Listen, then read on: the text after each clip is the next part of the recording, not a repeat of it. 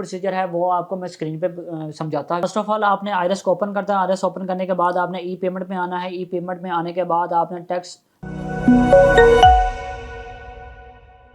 बिस्मिल्लाहिर्रहमानिर्रहीम, अस्सलाम वालेकुम। मेरा नाम है मोहम्मद इब्राहिम और प्रॉपर्टी से रिलेटेड कोई भी न्यूज़ होती है हम आपको शेयर करते रहते हैं। आज आपके साथ शेयर करने जा रहे हैं वो ओवरसीज़ क्लाइंट जो के नॉन रेजिडेंट थे, चाहे वो प्रॉपर्टी खरीदते थे चाहे बेचते थे। अगर वो नॉन फाइलर है तो उनका 10% टैक्स अदा करना पड़ता था, और इसी तरह अगर वो लेट फाइलर होते थे तो उनको लेट फाइलर का 6% जो है वो टैक्स अदा करना पड़ता था।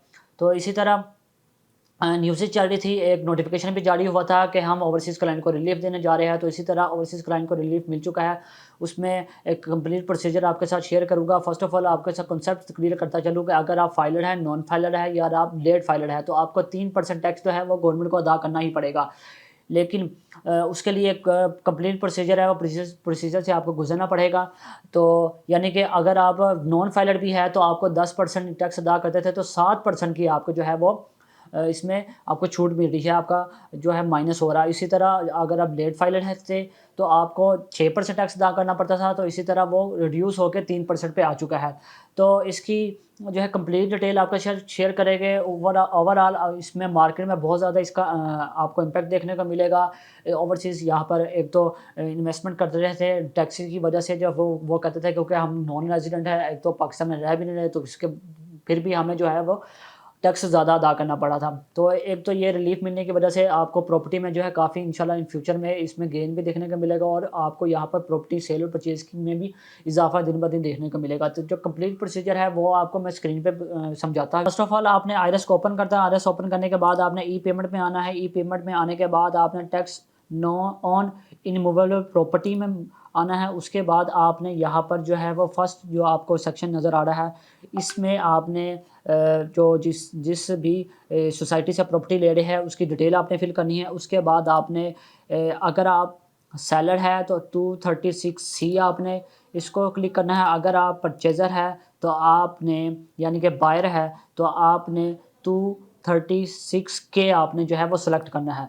जिस तरह आप ये सिलेक्ट करने के बाद आपने अगर सेलर है तो आपने सेलर अपनी डिटेल फिल करनी है। नॉन रेजिडेंट की आपने सेलेक्ट करने के बाद नाइकोब है, नाइकोब पीओसी होल्डर सेलेक्ट करने के बाद इसका रजिस्ट्रेशन नंबर आपने यहाँ पे फिल करना है।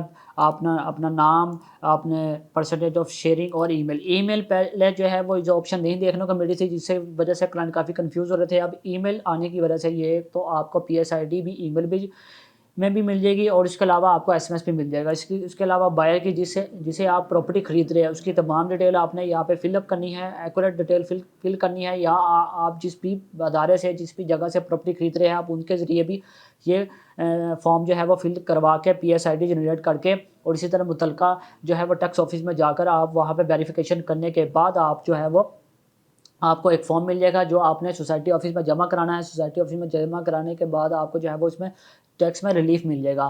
फिर और साथ ही आपने ये प्रॉपर्टी की डिटेल आपने फिल करनी है। प्रॉपर्टी का साइज़, इसका प्रॉपर्टी का यूनिट, कवर्ड एरिया, और प्लॉट है, घर है या दुकान है, ये आपने एक्यूरेट डिटेल फिल करनी है। डिटेल फिल करने के बाद, क्योंकि ये डिटेल जो है वो आपको फिर जब आप रजिस्ट्री इंतकाल में जाएगा तो फिर वो इसमें किसी किस्म की परेशानी का सामना नहीं आपको देखने को मिलेगा। फिर उसके बाद आपने प्रॉपर्टी ऑफ में आना है, जहाँ पर आपने टोटल वैल्यू प्रॉपर्टी की लिखनी है। उसके बाद आपने शेयर वैल्यू लिखनी है और विद होल्डिंग टैक्स, और ये खुद ही वो जो है वो सिस्टम उठा लेगा। उसके बाद आपने अटैचमेंट में आपने यहाँ पर नाइकोब या POC और जो भी आपने सेलेक्ट किया है उसकी जो है वो आपने PDF क्लियर फॉर्म में आपने यहाँ पर अटैच करनी है। अटैच करने के बाद आपको जो है इसका PSID जो जनरेट होगा वो आपको SMS के ज़रिए आपको या ईमेल के ज़रिए आपको मिल जाएगा। वो आपने मुतलका आपने टैक्स ऑफिस में जाने के बाद आपने उससे वेरिफिकेशन करवानी है। वेरिफिकेशन के बाद आपको 1 से 2 दिन के अंदर, बिल्कुल 1 से 2 दिन के अंदर, लिमिटेड टाइम के अंदर आपको जो है वो एक फॉर्म दे दिया जाएगा, जिससे आप मतलब अपने सोसाइटी ऑफिस में जमा करा कर टैक्स में रिलीफ हासिल कर सकते हैं। तो ये थी एक शॉर्ट वीडियो जिसमें हम एक ज़रूरी समझा था, क्योंकि हमारा प्रॉपर्टी से रिलेटेड काम है और प्रॉपर्टी में किसी किस्म की कोई भी न्यूज़ आती है हम आपके साथ शेयर करते रहते हैं। मज़ीद आप किसी किस्म की इन्फॉर्मेशन के लिए स्क्रीन पर दिए गए नंबर पर आप मेरे से रब्ता कर सकते हैं। अल्लाह हाफ़िज़।